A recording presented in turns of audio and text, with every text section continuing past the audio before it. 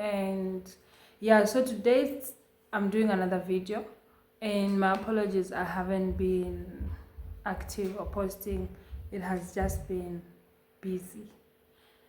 Yeah, but I'm trying right now to prioritize this in my life so that we are updated. And because my intention for doing this is that the truth has to be also out there, in as much as the negative is out there about men of God and God, just God himself. He needs to be recognized as the truth, just like his word says, right? So today's video, I really even don't know what I'll be talking about, but I'm going to share. I think let me start with sharing the experience that I had with from the previous church that I was in. So I think I'll have to share it in parts.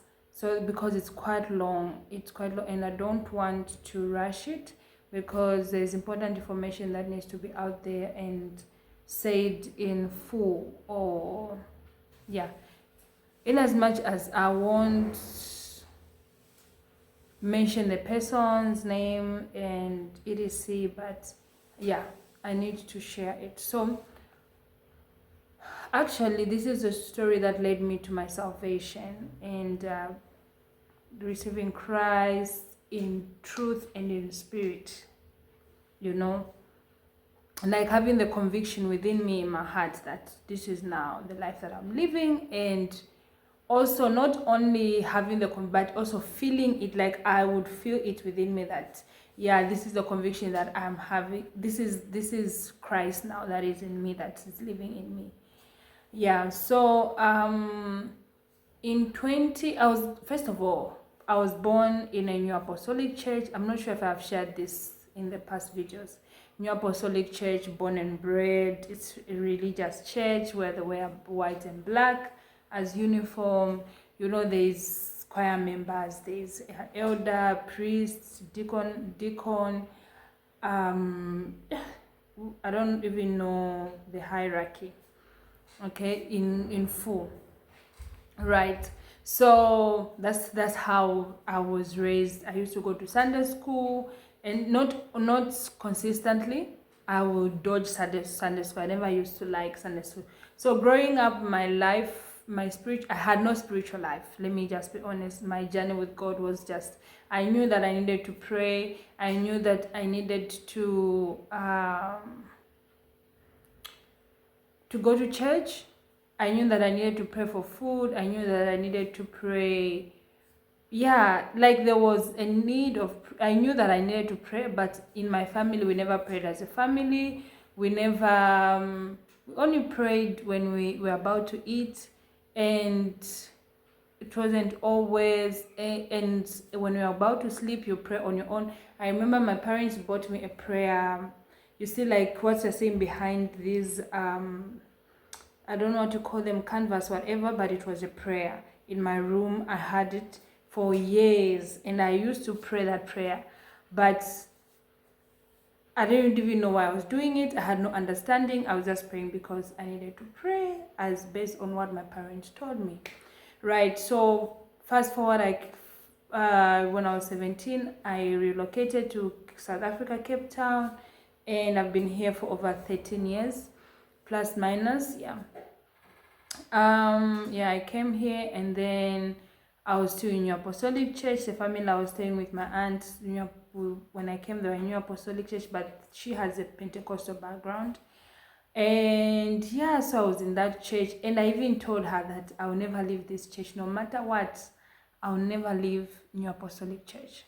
So I was in that church for some time, and then she moved to a different church, which was a Pentecostal church. And one day she invited me, I think. Then I went there, and I saw it was different. They were having, I would say, fun. The way they were worshiping was kind of different from what I was used. So in New Apostolic, you are only in church for an hour, and everything, you know what time to do what. You enter the church. I can't even remember anymore, but you enter the church, the choir sings, the deacon goes to, whoever is preaching, if it's the deacon, the priest, the elder, whatever, they go and preach.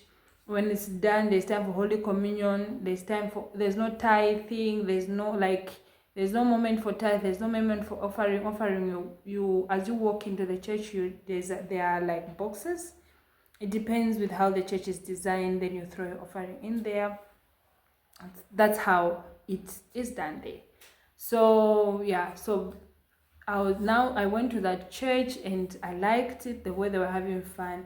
And then I started going to that church, and there were a few things that were happening there. That church, they fast, I think 3 times a year or twice, January and mid-year June.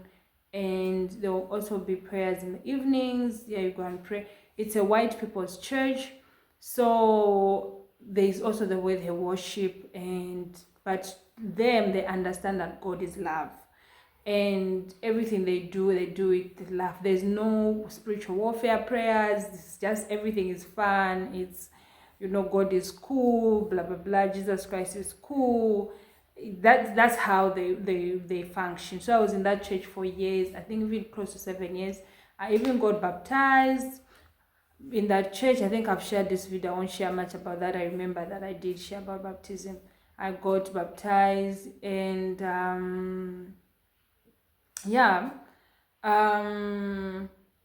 what happened thereafter, we continued church, and I think usually what they do an altar call every service. So I remember I raised up my hand and someone came to me. I went for salvation, like it was like a school for a week or so, but I only attended I think twice. Truly, I wasn't saved. I went there, but I wasn't saved. I raised up my hand, but I wasn't saved. Now in 2019, I got retrenched where I used to work, and then voluntarily, and then I had no job, but the South African government was paying me for like 8 months. That's how I survived. UIF, they call it. And then in that moment, I didn't know what was happening, but things were just not working out. Like, no matter what I try, nothing is working out. So towards the end of the year, I remember oh my goodness, I even went for a date with before that, my auntie's friend introduced her to a certain group. That group where they would pray, the pastor would come and preach. It was a WhatsApp group. Towards the beginning of COVID. Yeah, that group the pastor would come and pray, preach, things like that happen. Sorry, I'm looking at somewhere because my computer is running, so I was just watching what's going on. So thereafter, she invited me, I joined. And in that moment, guys, I was actually experiencing demonic activities in my room, but I did not realize. I did not understand. I did not realize it. It's only after I got saved that I started understanding.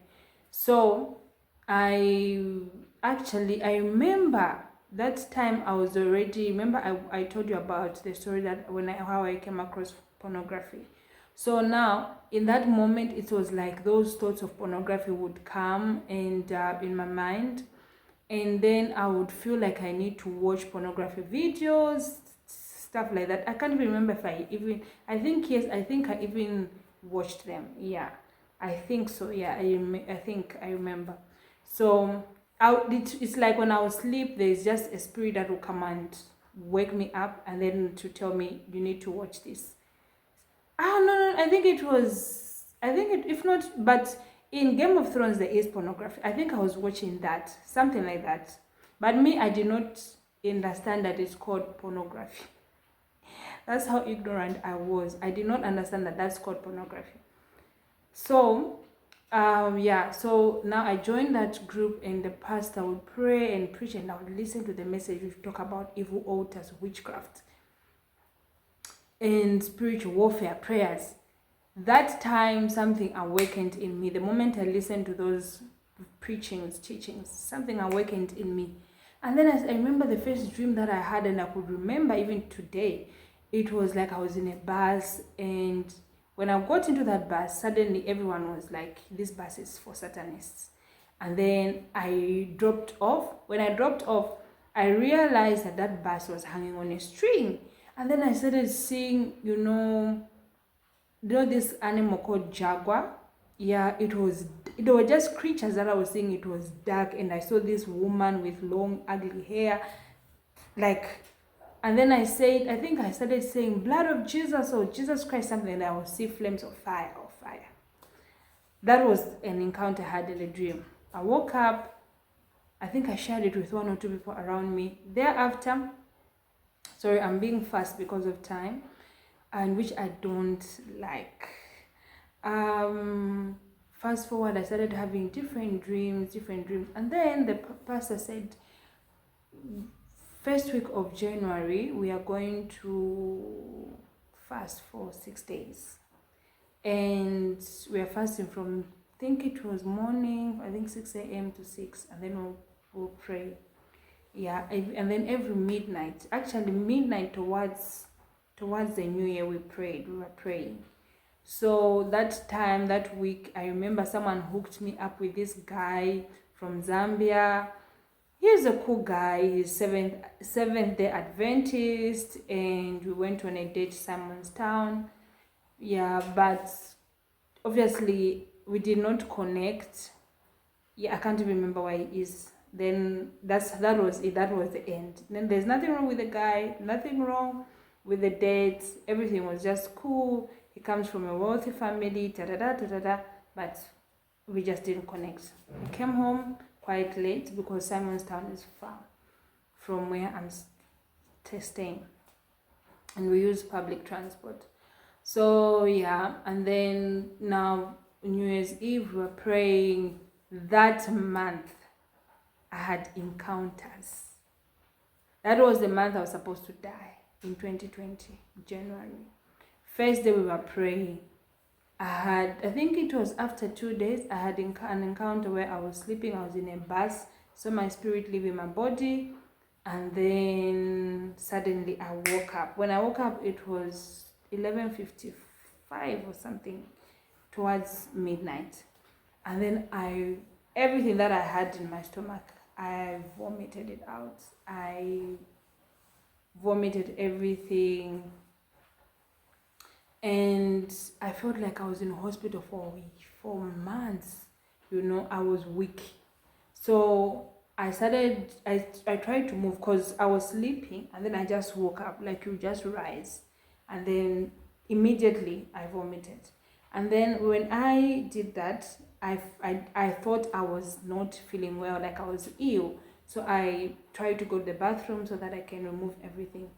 And I was walking towards the wall to get to the bathroom. Then I was staying with my brother. I get to the bathroom, I put my finger down there, tried to pull everything. Nothing was coming out. Came back the same way I went, holding onto the wall to get to the room, my bedroom. And I took my phone, tried to send a voice note to my family that they can pray for me. I realized I can't talk. I just typed a message, and then I went on my knees. I prayed Psalms 35 in my heart.